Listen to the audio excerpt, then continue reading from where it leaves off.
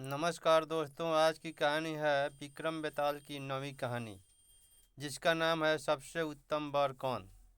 इसलिए वीडियो को लास्ट तक देखिएगा। विक्रम बेताल की सबसे उत्तम कहानी, उत्तम वर कौन। विक्रम बेताल की कहानी भाग 9। एक नगर था, उसमें मकेश्वर नाम का एक राजा शासन करता था।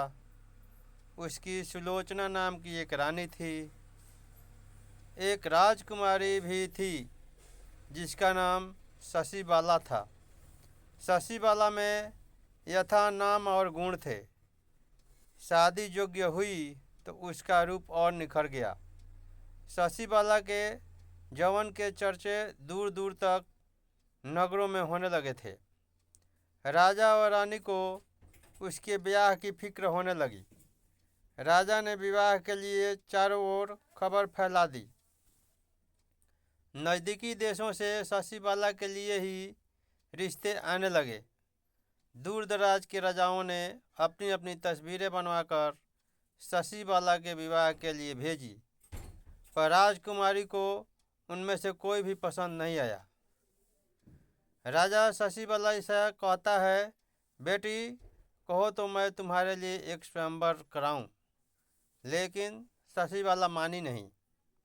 राजा ने तय किया कि शशिबाला का विवाह उसी व्यक्ति से होगा जो रूप, बल और ज्ञान इन तीनों में ही बड़ा निपुण होगा। एक राजा के पास 4 देशों से 4 वर आए। नगर के राजकुमार ने कहा, मेरे जैसा रेशम वस्त्र कोई नहीं बना सकता। मैं एक कपड़ा बनाकर 5 लाख तक के मूल्य में बेचता हूँ। विद्या को मेरा अलावा सृष्टि में कोई नहीं जानता। उसने राजा को कई रेशमी वस्त्र दिखाए और दिए। सभी वस्त्र चमकदार थे। उन्हें देखकर राजा आश्चर्यचकित हो गया। अवंती से आए राजकुमार ने कहा, मैं जल थल में पशुओं की भाषा को समझ सकता हूँ। हवा में शरीर के सभी अंगों के बारे में जानता हूँ।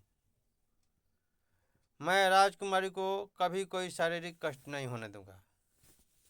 चोल देश से आए राजकुमार ने कहा, मैं शब्द भेदी बाण चलाना जानता हूँ।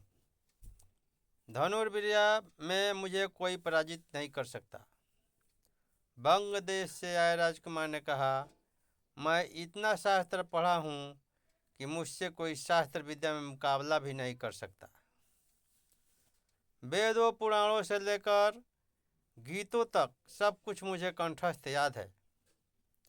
उसकी बातें सुनकर राजा सोच में पड़ गए। चारों राजकुमार सुंदरता में भी एक से एक बढ़कर थे। शशिबाला को बुलवाकर उन चारों राजकुमारों के गुण और रूपों का वर्णन किया, पर शशिबाला चुप खड़ी रही। बेताल बोला, राजन, तुम बताओ कि राजकुमारी को उन चारों वरों में से किससे विवाह करना चाहिए।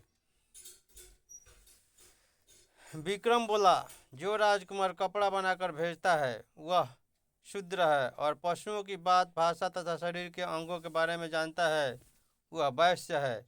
शास्त्र पढ़ा हुआ है वह ब्राह्मण है।